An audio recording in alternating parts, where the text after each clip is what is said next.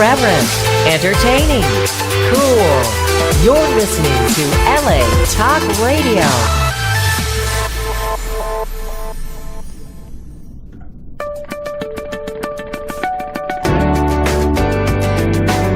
You're listening to The Inner Voice with Dr. Foojan Zeine, only on LA Talk Radio. Hello, everyone. I'm Dr. Foojan Zeine, and welcome to the Inner Voice Show. This show is about making a difference in your life so you can create a free mind and a heart filled with love toward a fulfilling life.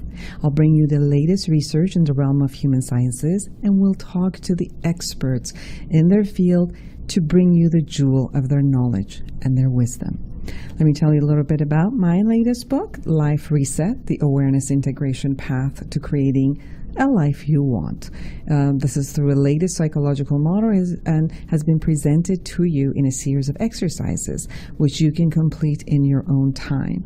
The awareness integration model has been researched in many, many different venues, and the last one and the latest one was in Cal State Long Beach with 120 students as a self-help model, exactly like the book that you can have, and resulted in 68% decrease in depression and 27% reduction in anxiety. And what we saw also, the self-esteem rose and self-efficacy rose. So you can get the Life Reset book if you like from my website, foojan.com. And if you'd like to consult with me, I have my offices in Irvine, Woodland Hills, and Beverly Hills in California, or online. I would love to chat with you. Again, go to foojan.com, F as in Frank, OOJAN.com. And we'll love to have the chance to speak with you. And if you have any questions or comments about the radio show and the podcast, and if you like, you can also email me at foojanzeine@gmail.com. I am so excited to have Dr. Leslie Greenberg with me. We'll be right back with Dr. Leslie Greenberg.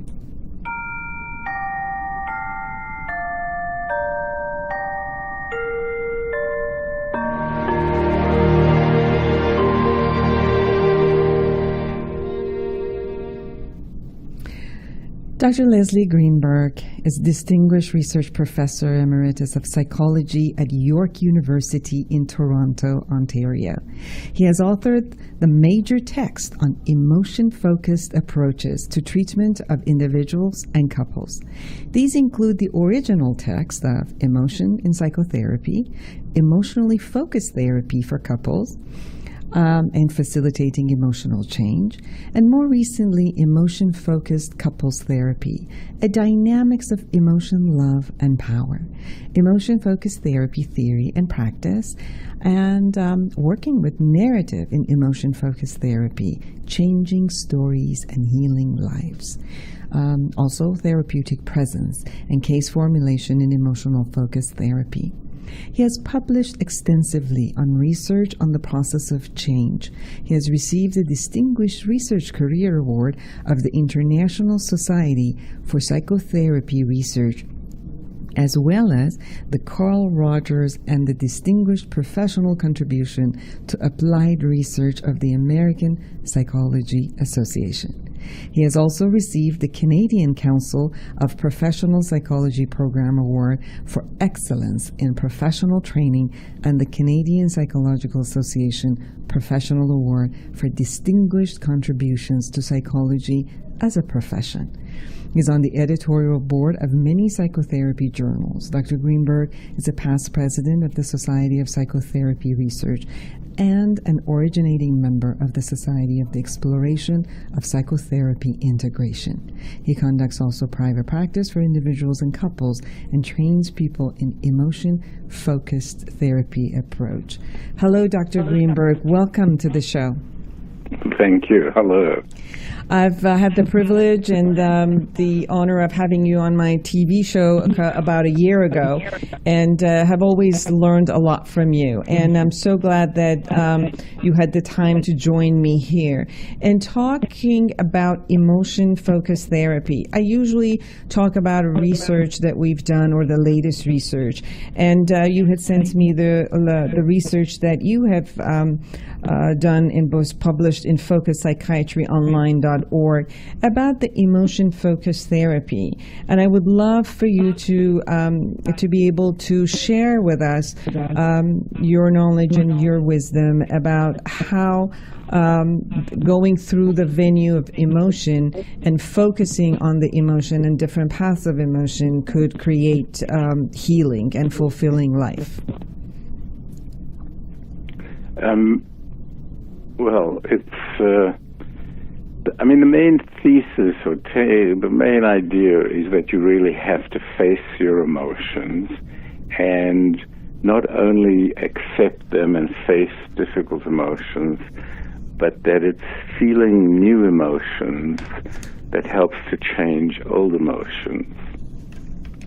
And so the whole approach that we've developed puts emotion front and center, where you really talk to people, and more than talk to people, you help them experience their emotions in the therapy session.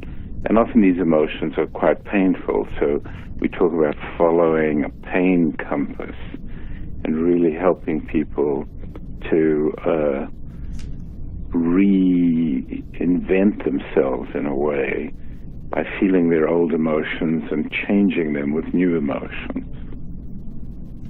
Okay. You said that the emotion is seen as the foundation in the construction of the self and is a key determinant of a self-organization. Can you say more about that? Well, I think, it's been shown very clearly that we react emotionally very rapidly, like the amygdala, which is a central part of the emotional system in the brain, reacts in 1/50th of a millisecond. So we react to a snake on the path in the forest before we actually see the snake consciously, so that our emotional system is very quick and it orients us to the world very quickly. So if there's something threatening, a part of our brain picks up the threat before we actually see it. And this is the sort of idea we sense things or we have a gut sense. So emotions are the foundation of our reaction to anything in the world. And then everything flows from that. What we think flows from our initial emotional reaction. If I feel threatened, then I start thinking about danger. If I feel angry, I think angry thoughts. And then when I feel sad, let's say, it brings up sad thoughts, and then I start feeling and acting based on that initial emotion. So a lot of emotion occurs automatically outside of awareness first. And then we need to make sense of how we've reacted to the world. So it's like we have an ongoing program that orients us to the world, gives us gut feelings, and then life is about making sense of those gut feelings. So one of the distinct differences that I hear between cognitive therapies and theories is that cognitive theories suppose that there's first a thought and then there's a feeling that is based on the thought. What I hear from you is first there's an emotion, the primary emotions, the raw sensations that are reactive to the world based on survival, whether they're pleasurable or not. There's some sensation and raw emotion that shows up in order to protect us or create pleasure. And then there's a thought process that gets alive right after that. And then we have the secondary emotions that come based on those thought process. Is that what I'm hearing? Yes, definitely.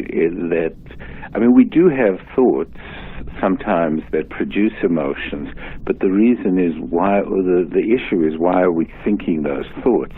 And those thoughts are because we have a more fundamental mode of processing, and even cognitive therapy is in a process of revamping its theory to recognizing that there's a sort of fundamental mode of processing, which really is emotion. So if I am in threat processing, I'm feeling some sort of fear, and then that leads me to start thinking certain thoughts. But they're not always, so we have the notion of primary and secondary emotions. So primary feelings are my very first reaction to a situation, and secondary feelings are my second reaction. So secondary feelings can often be because of intervening thoughts. So I can feel basically insecure and frightened, and then I can think maybe my plane is going to crash, and then I can feel anxiety. Anxiety is the second emotion, whereas this much more fundamental insecure fear is my primary emotion. So that's one process, but we often have just without thought intervening, we have secondary emotions. Like the most common is when people feel hurt, they often get angry. So their anger is a secondary emotion. The primary emotion is hurt, and often men who have difficulty with more vulnerable feelings like fear and shame, they don't feel the fear and shame, they just get angry. Women, sometimes in reverse fashion, sometimes when they're mad or feeling angry, they cry. So there, the sadness is a secondary emotion. So often people are dealing, when they come into therapy and in life, they're dealing with secondary emotions, not what's really underlying that emotion. So is the secondary emotion also a form of expression? Yes. So if the, like for example, if a male who's not used to or has been taught not to express their vulnerable emotion, that the minute that they experience it, the only way that they allow themselves to express it to themselves and to the world will be anger. Yes, okay. Yes. And they will express anger and get angry. But really underneath the anger, so people who have anger problems, often there's shame underneath the anger when they feel humiliated, diminished, or somehow shamed. Their response is to get angry. But actually before that anger, they felt this sinking feeling inside of being humiliated and feeling vulnerable. But they are unable to actually be aware of that or deal with it. And the anger is kind of a defense, a protection, I prefer to call it, against the painful underlying feeling. And in your research, you also express instrumental emotions that we consciously or at one point subconsciously learn to use as a tool, as a mechanism to gain something. For example, to get angry because we know we can dominate a space, or cry because we know we can get a pity and create something out of it. Can you say more about the instrumental emotions? Yeah. So crying crocodile tears is the kind of most known, where people are sort of needing support, closeness. They feel that they can't ask for it, but they cry in order to try to get what they need. And eventually that backfires because we're all sensitive emotion perceivers, and we start to feel manipulated. So these are really, it's like a manipulative use of emotion, which I've called instrumental emotions. And these often come from learning in the family.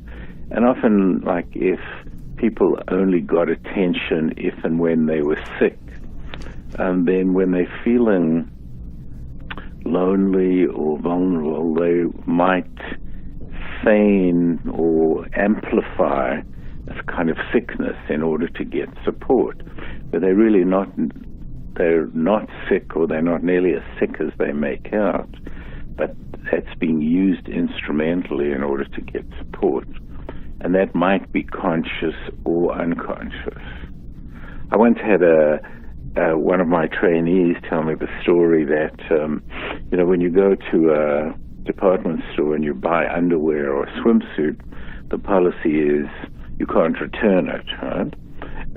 So she said what she would do if ever she wanted to return something is she'd find a man who works in the store, and then she would cry, and then she knew that he would take it back if she cried. So there she's using tears instrumentally. Yes. And there's a lot of manipulative ways that we learn from early on in how to utilize the expressive emotions to get a complete reaction. And is that why the same thing you were saying about the emotional, the raw emotion and the primary? It just seems like there's an innate, very subconscious or an unconscious reaction that shows up with people. For example, if someone's crying in front of you, maybe just being a human being automatically maybe goes into empathy. And is that why we utilize these type of tools to adhere or manipulate the part of humanity in a sense that we can condition? Yes. So we're incredibly sensitive to emotional communication because it was necessary for our survival, and we're very social beings. And there's a French philosopher, Levinas, who says that the face of the other demands a response. So it's like when we look at the face of the other, and if the other is in pain, it kind of it pulls from us a response of compassion.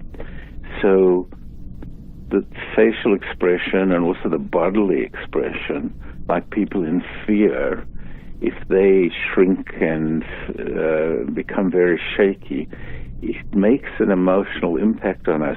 And I think that's almost like from evolutionary sources, like if one deer suddenly freezes and gets alert, all the other deers notice immediately this whole physical reaction, and then it alerts them. So we've grown to be very sensitive to the expression of the other. Yes. And then children learn very quickly to use their tears to bring the other towards them, and they may not be hurting as bad as they make an appeal with their cry. So the children learn. My son, when he was 2.5 years old, which is 40 years ago, came up to me once and said, "If you don't give me a candy, I'm going to be sad." And he knew to use the voice of sadness, the face of sadness, and he knew to do this with me and not with my wife, because he knew that I would much more likely be a sucker for sadness. And so there, 2.5, he's learned to use all these emotional expressions to get what he wants. And I'm assuming even as an infant, we look at our caretaker and the world's facial expression to adjust ourselves. So that's probably our first cue to adjust who we are and how we react to the world.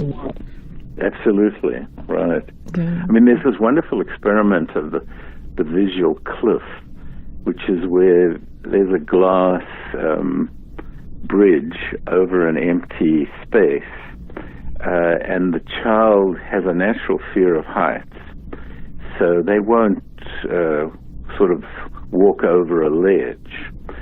So the glass bridge, they don't know really that there's the glass there that'll hold them up, so it looks like a ledge. So they approach the ledge and then they back off. But if the mother or caretaker is on the other side and the caretaker smiles and encourages, they will cross that visual bridge. So they'll override their own fear response to height, because of the face of the other and social. So this highlights that we're very reading the face of the other. The child is very connected, and they have their own fear response to heights, but the social security given by the mother, and that can override the fear.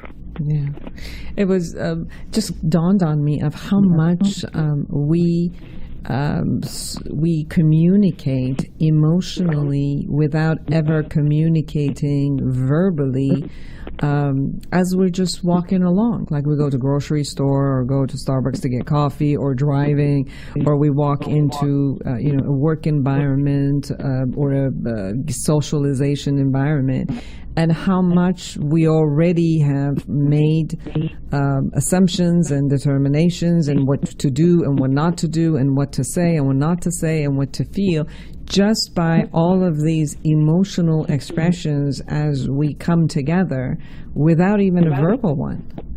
Right. I mean, what you're saying sort of, for me, sounds like you're talking about, firstly, we're a very dynamic process, right? Yes. We're always going on, and dynamic is we're always changing over time.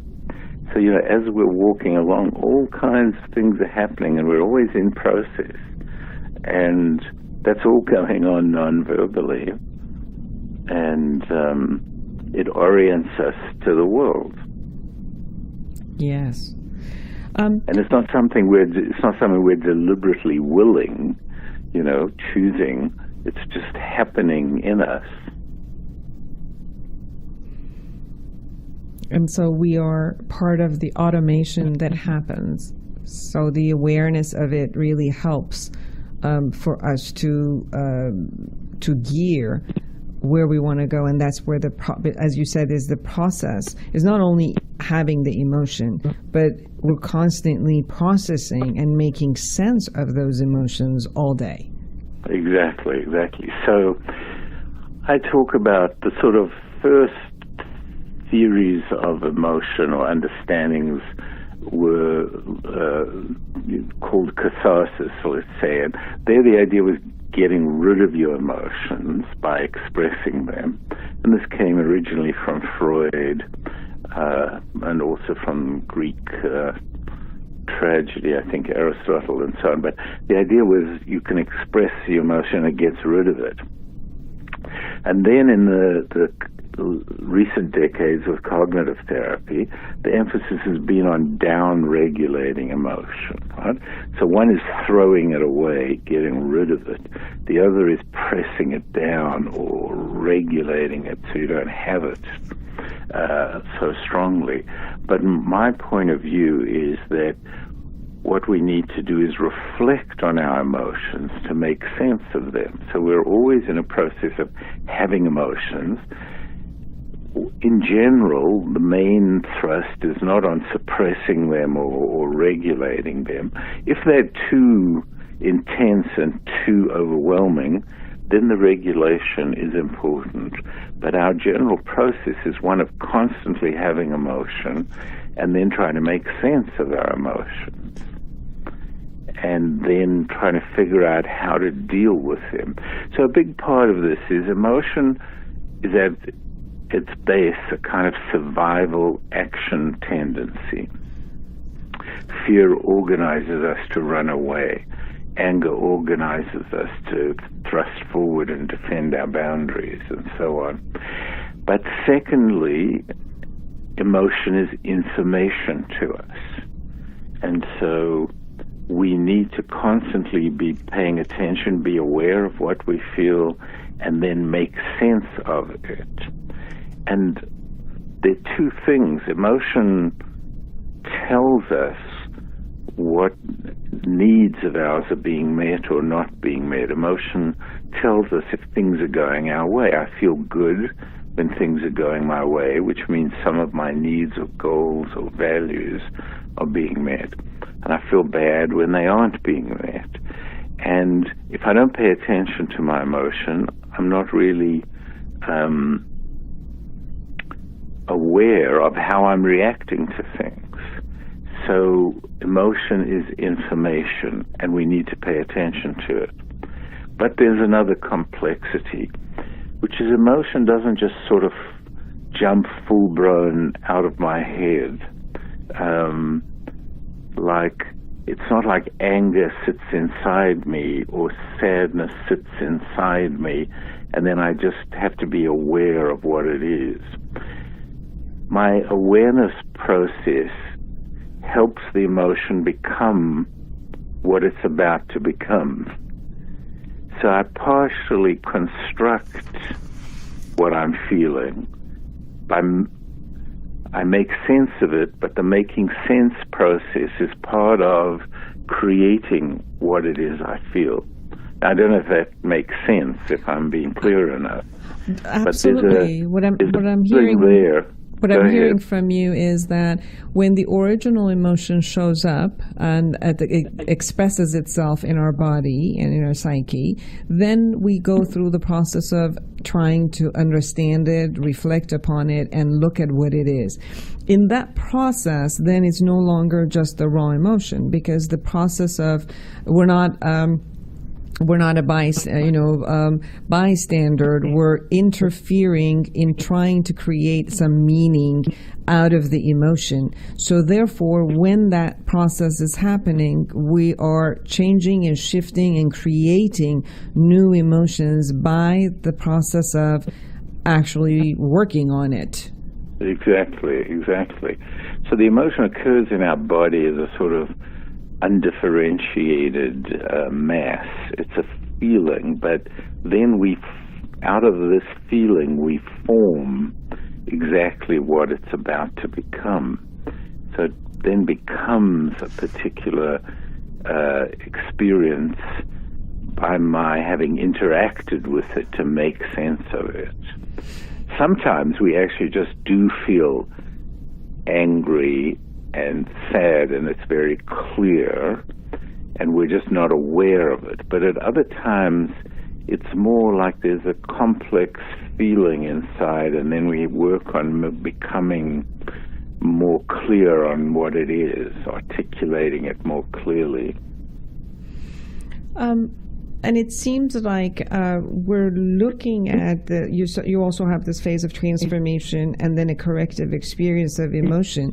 And I see this also between people who are their emotions are regulated or they're not regulated, or their emotions are utilized functionally in their day-to-day life or non-functionally. And part of what I'm sensing with what I hear from you is, at the time that we are beginning to work through our emotion and reconstruct or construct it, the ones who bring the construction into understanding it and regulating it, then that's how it happens. And the ones who have thought process where it intensifies the emotion, and they exasperate it, and it just becomes more and more, and therefore their action becomes more volatile based on not only the original and primary emotion, but all that they feed themselves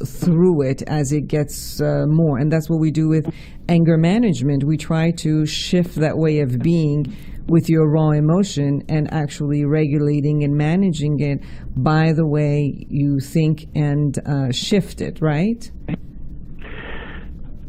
Yes, and also no. Okay. I guess it's the example of anger management. You see, because I would say that it's correct in that you can sort of count to 10 and try to slow down and so on, but that the real issue in anger management, for example, is that underneath the anger is actually the shame or the sadness or the fear that has generated the anger. So the problem is that the anger is a secondary symptomatic emotion, and spending your time sort of regulating that or reframing that is like a Band-Aid solution, because you haven't dealt with the source of that anger, which is the shame. So that you have to get people back to that primary emotion. I mean, you can work on reframing the anger and sort of regulating it, and sometimes you need to do that when it's so. I mean, if you are violent or have these outbursts, there's some need to sort of regulate that, calm it down.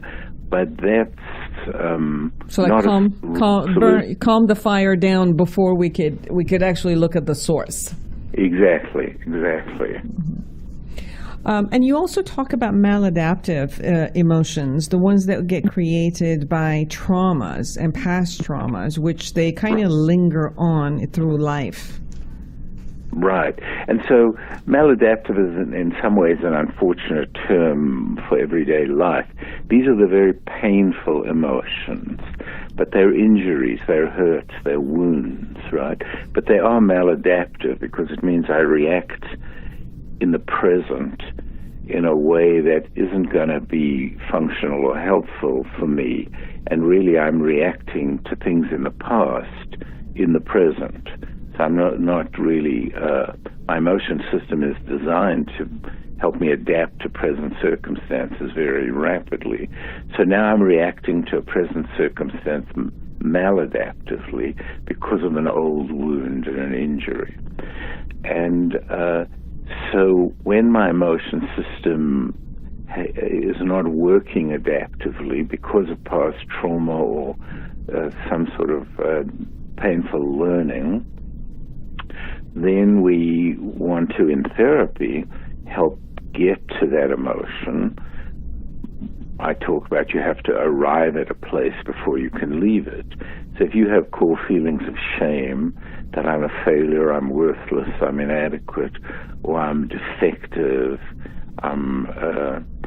for example, if somebody has been sexually abused, they might come out with a feeling of I'm spoiled goods, I'm defective, there's something wrong with me, nobody will want to touch me. If you've been physically abused, you have children often develop this thing, I must be so bad because I'm being treated this way. So they end up feeling this terribly painful feeling of worthlessness.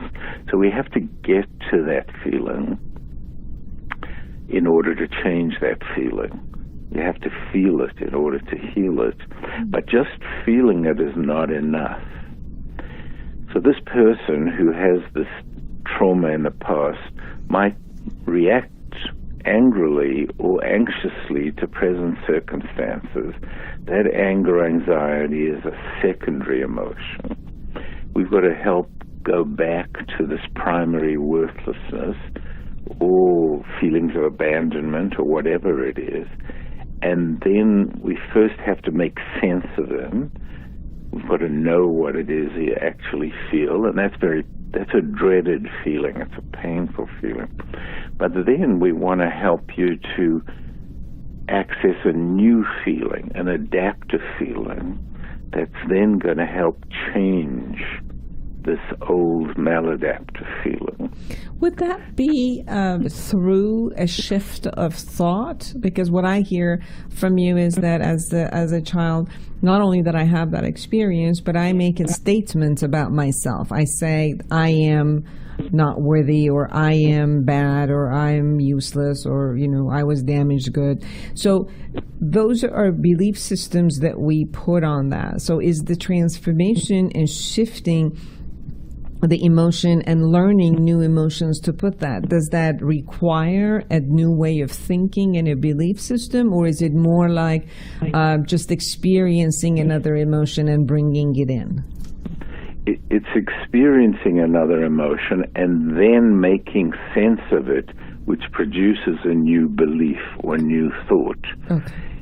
You see, if we just try to get people to think differently, the body doesn't change along with, there's a basic statement that people often say, I know it's irrational, or I know it's not right, but it just still feels that way. Yes.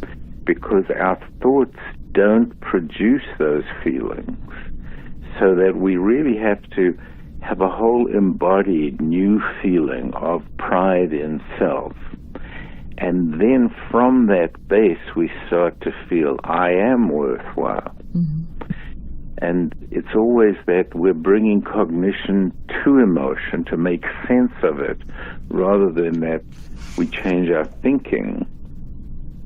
Our thinking is an articulation and language of our experience.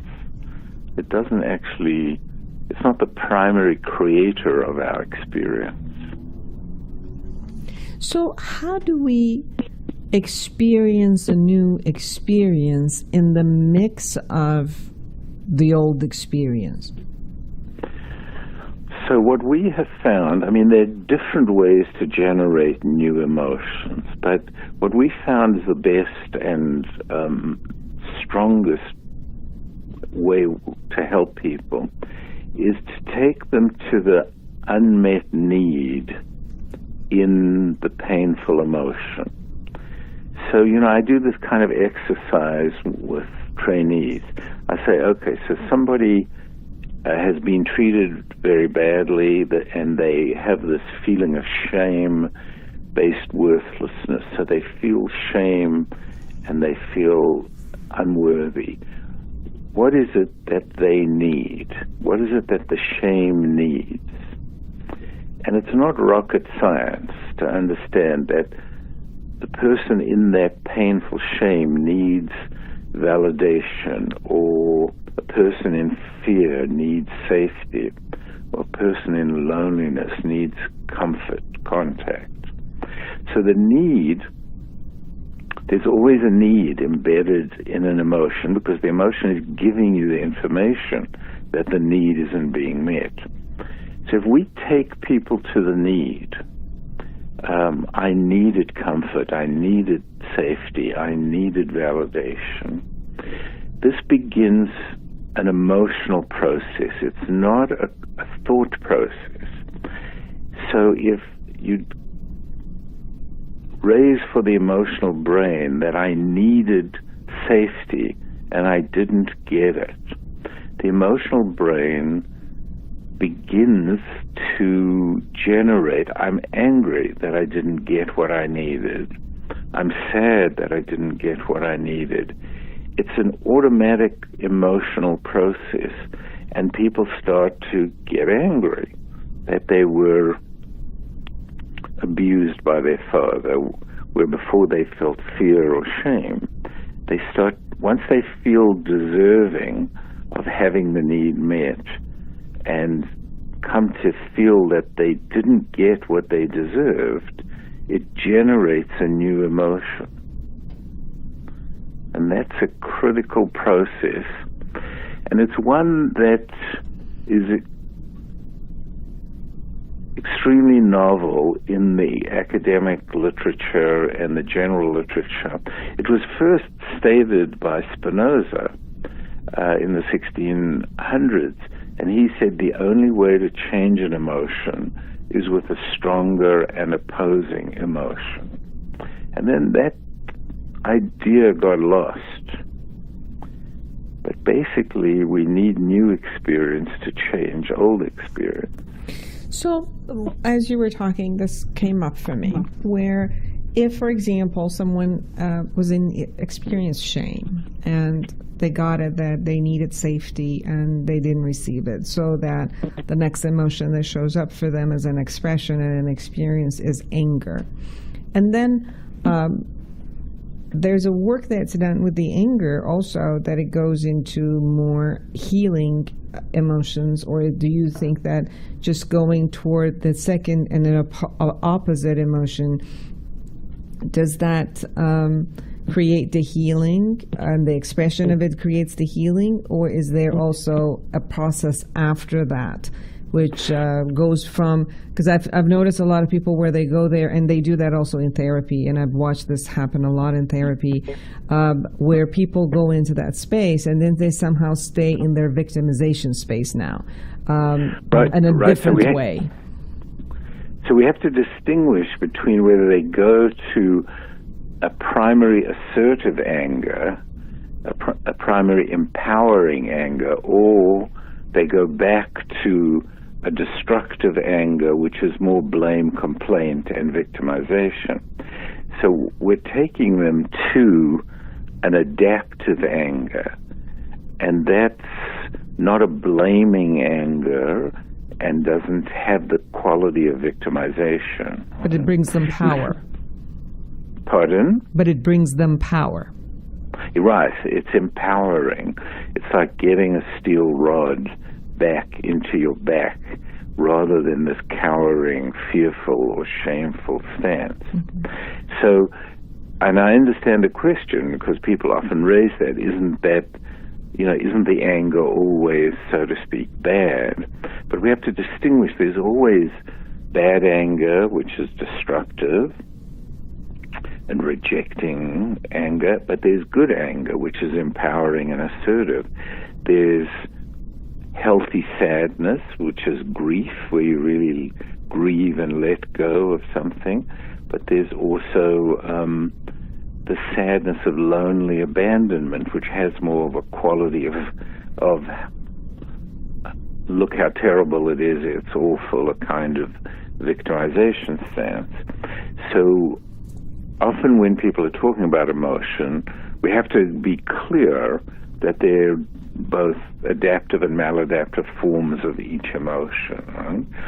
So our goal is to help people get to the adaptive emotion to change the maladaptive emotion.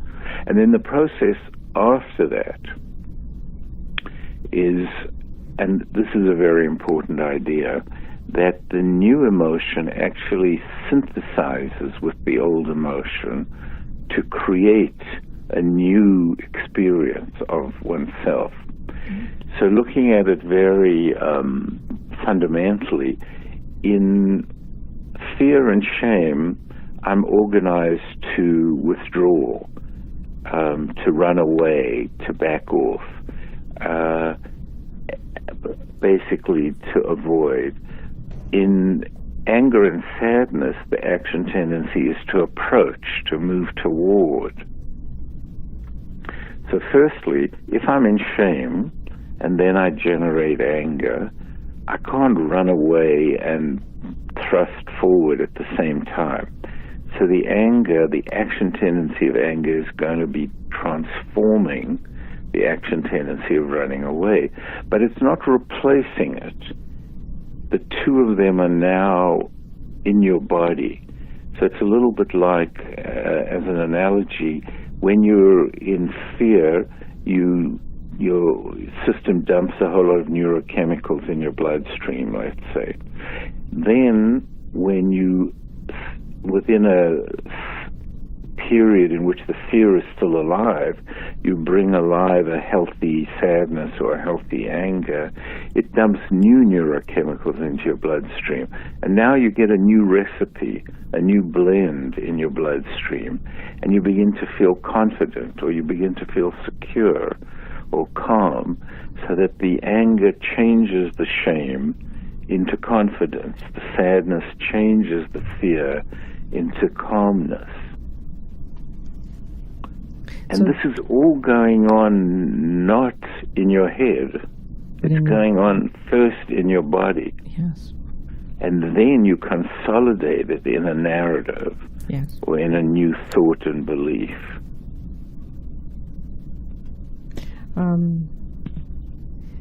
There's an experience that happens for someone in a trauma that mostly is a powerlessness experience. And there are other experiences and emotions which are empowering experiences and emotions. And it's to bring, for them to experience the other one, and then for these to consolidate, to raise the element of assertiveness and self-worth and self-efficacy in a way that they know that they can rise. And that's where the victimization goes away. So, okay. All right. And it's important to say that the emotions are in the body, so that, with traumatic experiences, you also look for this new empowering possibility in the nonverbal. So somebody might be in a state of fear, but they might be holding their hand up in a protective fashion.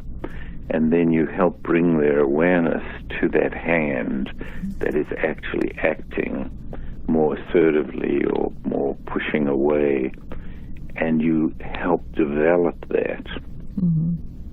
And it's so important to look at these when we are in an intimate relationship. We have about 3 more minutes, but I wanted to ask you about when people are in marriage and intimate relationship, it seems like their emotional expression, their emotional reactiveness, and their emotional communication is much more than any other relationship. So the awareness of these types of emotions, whether they're primary or secondary, or we're using it as an instrument, or they're based on our past traumas from our childhood, which keeps showing up and being activated within the space of the relationship, is so important. Absolutely right. And so we developed this couples therapy from this base in the individual understanding of how emotions work in individuals. And the difficulty in couples, first, as you say, it's just so important to be aware, because our intimate relationships are the source of the greatest emotional experience. We experience most of our emotions in intimate relationships, and we communicate most. But what we found was this very, very strong pattern that people express secondary emotions to each other when they're in conflict. They don't express their primary vulnerable emotions because they're too painful to acknowledge, and interactionally there's a feeling that the other will reject me or abandon me, possibly if I show that I'm afraid, or if I show that I'm ashamed. So instead, for example, if I fear abandonment and I don't like it when my partner goes out and leaves me alone, I will criticize her or get angry at her and maybe blame her for being uncaring, when really I'm feeling a little anxious and insecure about being alone. If I was able to communicate to her that I feel sad and lonely, she's much more likely to be responsive to my sadness. But if I express secondary anger, she will just get defensive and start defending or counterattacking. And when I criticize her, if she's vulnerable to feeling inadequate or not good enough, then she starts to feel shame, but she isn't able to say that and acknowledge it in herself, so she withdraws or she counterattacks. And so we get vicious interactional cycle set up where people are, so to speak, pointing their fingers at each other or turning away, but they're not communicating from their vulnerable inner self. So there's a beautiful sculpture of these two people sitting back to back, and then inside you see two vulnerable children trying to reach out to each other. Yes. And I think that's a source of a lot of marital distress. Yes. It certainly is. It's the sense of that I need you to see my vulnerability and take care of me, but I also need to protect myself from you. And the two sometimes are very opposing in the way that they show themselves. Thank you so much. I always learn a lot from you. I've utilized a lot of the basis of your model also within the awareness integration model that I created as a structure, and I always learn a lot from you. So thank you for allowing me and all of our audience to learn from you. Where can our audience find you? What website should they go to? Well, there are two websites. There's emotionfocusedclinic.org, and there's ISEFT, which is the International Society for the Emotion Focused Therapy, ISEFT.org. Great. And I know that you're coming to Los Angeles to teach the emotional focused therapy to therapists. When will you be here in Los Angeles? I think I don't have my calendar in front of me, but towards the end of August, I think I'm going to be there. Okay. Is there a place that people can go and find that, the information for that? I'm afraid I don't have that at my fingertips. Okay. But there is a Los Angeles Society of Emotion-Focused Therapy. Okay. I'll try to get that email and put it in the description of the radio show and the podcast. So as people are looking, they can go also to that and find it for the group who are listening to us and our therapists and are interested in getting trained. The email is Ladan Savati. I'm not sure. I'll find out. I'll find out and put it there. Thank you so much for being with us.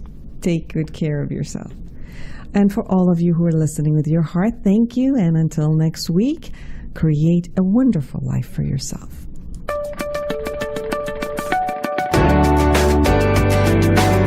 You're listening to The Inner Voice with Dr. Foojan Zeine, only on LA Talk Radio.